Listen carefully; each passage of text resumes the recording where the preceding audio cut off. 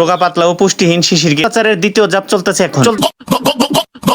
আসসালামু আলাইকুম, কি খবর ভাই ব্রাদার? আশা করি সবাই ভালো আছেন। যখন তাপমাত্রা কমে যায়, বাতাস আর জলীয় বাষ্প ধরে রাখতে পারে না, তখন শীতল বস্তুর উপরে পানির কণা হিসেবে জমা হয় শিশির। কিন্তু এই তরল শিশিরকে নিয়ে নেওয়া আজকে ঘুরতে যাচ্ছি জঞ্জনিয়া গ্রামে। প্রোটিন, কার্বোহাইড্রেট, ফ্যাট, ভিটামিন ও খনিজ পদার্থের অভাবে বেড়ে ওঠা রোগা পাতলা ও পুষ্টিহীন শিশিরকে নিয়ে। উদ্দেশ্য যমুনা ক্যান্টনমেন্টের আর্মিদের বানানো পোড়া কুরকা দিয়ে বসনিয়া রুটি খাওয়া। স্নেহের ছোট ভাই শাকিল আসতে দেরি হওয়ার কারণে এদিকে সৌরভ ভাই পাইলট হিসেবে ড্রোন উড়িয়ে দেখাচ্ছিলেন আশেপাশে ছেলেপেলেদের। কুরকাপুরে রেডি করে আমাদের ফোন দিয়েছিল, তাই যাচ্ছি এখন। এসে দেখি বস্ত্র হরণ করা কুরকাগুলোকে ভালো করে ছেঁকা দিচ্ছিল, খাওয়ার জন্য প্রস্তুত করতেছিল। বস্ত্র হরণকৃত পুরা কুরকাগুলোকে স্বাদ করে খাওয়ার জন্য উত্তপ্ত তৈলে প্রেমে হাবুডুবু খাওয়িয়ে বানাচ্ছিল বসনিয়া রুটি। নিজের ক্ষমা দেখে বাপসাপ নিচ্ছিলাম যে আমি নিজেই মনে হয় বানাচ্ছি। কুরকার উপরে অত্যাচারের দ্বিতীয় জাপ চলতেছে এখন। চলতেছে টমেটো সসের ব্রাশ ফায়ার। ব্রাশ ফায়ার শেষে কামান দিয়ে অনুপ্রবেশ করানো হচ্ছিল প্রত্যেক কোনায় কোনায় টমেটো সস।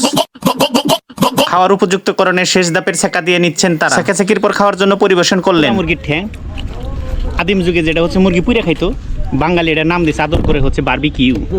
বসনিয়া খাইতেছি আমরা, ইনশাআল্লাহ দেখা যাক। বেশি ভালো লেগেছে বসনিয়া রুটিটা। কুরকার পুরাটা পারফেক্টলি ছিল, কিন্তু কুরকার ভিতরে যে পরিমাণ টমেটো সস দিয়েছে তাতে আমার দাঁত চুক্কা হয়ে গেছে। যারা এখানে খেতে আসবেন তাদের জন্য বিশেষ অনুরোধ থাকবে, আপনারা হয় ছোট পরিসরে একটা সরিষার তেল নিয়ে আসবেন সাথে করে। টমেটো সসের পরিবর্তে সরিষার তেল দিয়ে ছেঁকাছেঁকি করলে স্বাদের পরিমাণ আরো বৃদ্ধি হবে। বিশেষ ও প্রধান অনুরোধ থাকবে, এই ধরনের খাবার খাওয়ার আগে গ্যাস্ট্রিকের ওষুধ খেয়ে নেবেন, কারণ এই খাবারগুলো খাওয়ার সাথে সাথে গ্যাস্ট্রিকের চাপ বেড়ে যায়। যাই হোক, সব মিলিয়ে ভালোই ছিল। দেখা হচ্ছে পরবর্তী কোনো ভিডিওতে। সে পর্যন্ত সবাই ভালো থাকবেন। ওকে, টাটা, বাই বাই।